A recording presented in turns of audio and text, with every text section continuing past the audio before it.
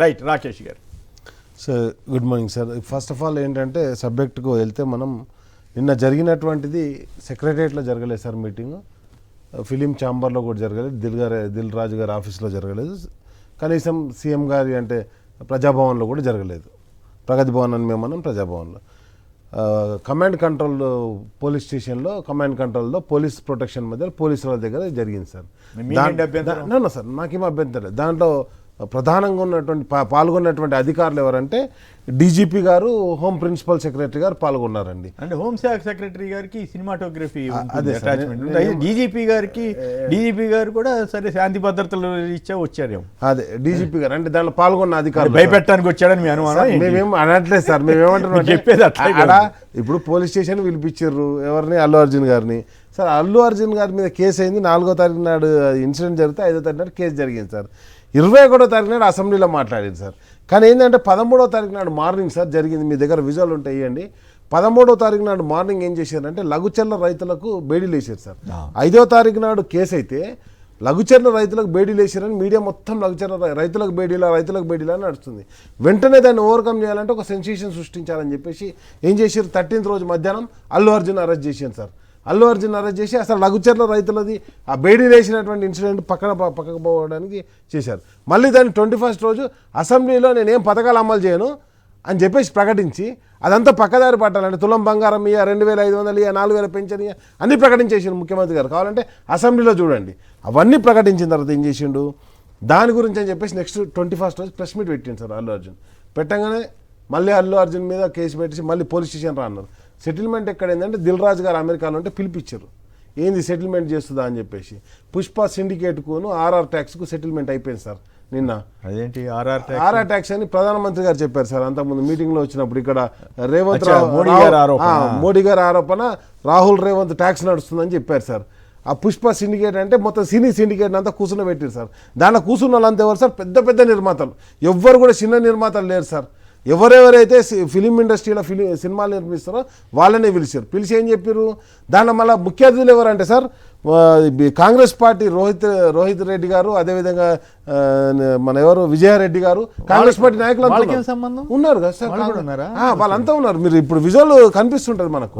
వాళ్ళందరినీ కూర్చుని డీజీపీ గారిని కూర్చుని ప్రిన్సిపల్ హోమ్ కూర్చుని పెట్టేసి అందరినీ కూర్చుని పెట్టి కమాండ్ కంట్రోల్ పోలీస్ స్టేషన్లో ఇది చర్చ సార్. పోలీస్ స్టేషన్లో ఏం చర్చలు అయితే సార్, కాంప్రమైజ్ అయితే లేకపోతే సెటిల్మెంట్లు అవుతాయి.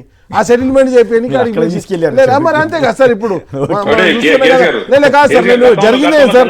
నెక్స్ట్ వచ్చేసి నేను ఏమంటున్నాను సార్, ఇప్పుడు ఇండస్ట్రీస్ అన్ని కాదు, ఇండస్ట్రీస్ అన్ని అది కూడా కిరణ్ మిత్ర మీరు అవకాశం ఇస్తారు, ఈయన కంప్లీట్ చేసిన తర్వాత మీరు మాట్లాడారు. అది కూడా సార్ 1 year తర్వాత సినీ ఇండస్ట్రీ గురించి ఆలోచిస్తున్నారంట. అంటే 1 year తర్వాత ఎందుకు ఆలోచించారంటే పుష్ప సినిమాకు మొత్తం దేశం మొత్తంలో 15,000 కోట్లు వచ్చినాయి, 1700 కోట్లు వచ్చినాయి అంటారు. మరి గన్ని కోట్లు వస్తే మరి తెలంగాణ మాకేం వస్తలేదని చెప్పేసి ఇప్పుడు పంచాయతీ షురు అయినట్టుంది సార్. నేనేమంటానంటే ఇప్పుడు ఒకవేళ సినిమాకి ఒప్పుకోకపోతే నెక్స్ట్ రిలీజ్ అయ్యేది సంక్రాంతికి బాలకృష్ణ గారి సినిమా రిలీజ్ అవుతుంది సార్, వెంకటేష్ గారి cinema release, Ram Charan Tej game changer అవి రిలీజ్ అవుతున్నాయి సార్. అవన్నీ సినిమాలకు మరి ఏమవుతుంది. అండ్ నెక్స్ట్ వచ్చేసి దానికి వచ్చిన తర్వాత అసలు సినిమా ఇండస్ట్రీకి ఏం బెనిఫిట్ చేస్తా అని ముఖ్యమంత్రి గారు ప్రకటించారు. ఎక్కడ కూడా ప్రెస్ నోట్ రాలేదు సార్.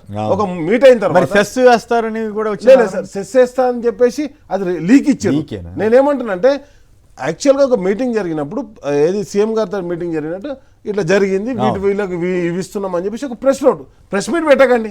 ప్రెస్ నోట్ అంటే దిల్ రాజు గారు వాళ్ళు మాట్లాడినట్టు, దిల్ రాజు గారు ఏం మాట్లాడారు, అసలు దిల్ రాజు గారు మాట్లాడింది అని చెప్పండి సార్. నేనేమంటున్నా అంటే అసలు సబ్జెక్ట్ లేని మీటింగ్ కు దానికి ఏం మాట్లాడారంటే బెనిఫిషియల్ ఇష్యూ కాదని చెబుతున్నాడు ఇప్పుడు ఆయన. బెనిఫిషియల్స్ ఇష్యూస్ కాదు, రేట్లు పెంచుకోవడం ఇష్యూస్ కాదు, అసలు సినిమా ఇండస్ట్రీకి ఇష్యూయే లేదు. మరి ఇష్యూ లేనప్పుడు ఎందుకు పోయి కలిసిర్రు? నేనేమంటున్నా అంటే సార్ ఒకటి, నాగార్జున ఇన్కన్వెన్షన్ కూలగొట్టినా రాలేదు అప్పుడు.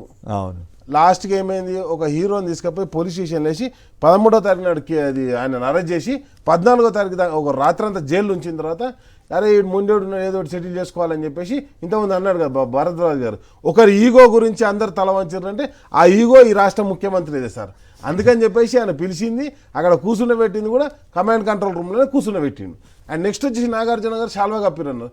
మరి ఏం చేశారు సార్, మిగతా ప్రాపర్టీల మీద కూడా పడకుండా ఉండాలంటే ఈ ప్రాపర్టీలో కాపాడుకోవాలంటే కంపల్సరీ పరువు నష్టం నడుస్తుంది కదా. నడిచినా సార్ నేనేమంటానంటే తప్పకుండా సార్ మీరు ఒక్కటే గుర్తుపెట్టుకోండి, ఈ రాష్ట్ర ప్రభుత్వం చేసే సినీ ఇండస్ట్రీకి చేసే అభివృద్ధి గురించి ఇక్కడ ఎక్కడ కూడా చర్చ లేదు.